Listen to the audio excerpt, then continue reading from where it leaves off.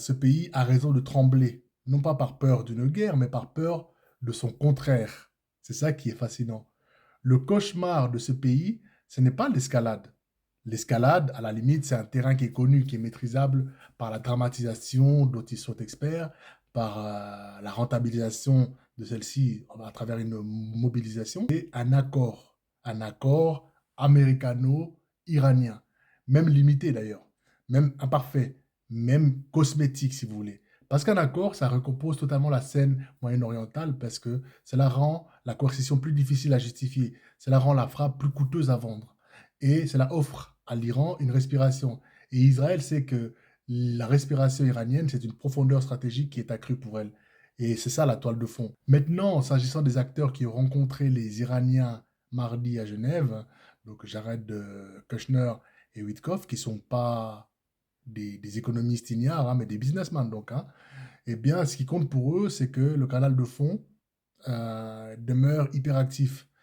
Et il est pour une raison d'autant plus simple, c'est que Trump cherche une porte de sortie. Pas une porte de sortie morale, mais une porte de sortie vendable. Parce que tout dernièrement, Trump a menacé, a cajolé, il a gonflé le torse.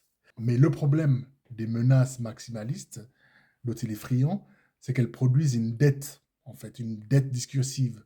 Ou bien vous allez honorer la dette par la force, ou bien vous trouvez une manière d'affirmer que vous avez gagné sans frapper, la sortie haute, n'est-ce pas?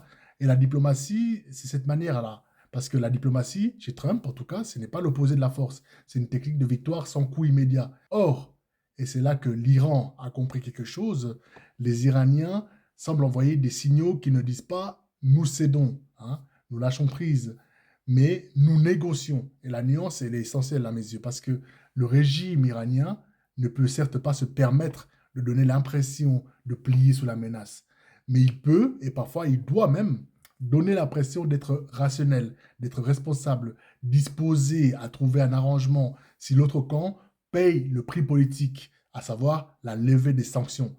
Et pour moi, il est clair que si Washington discute de lever des sanctions, c'est parce qu'il y a la possibilité d'une négociation.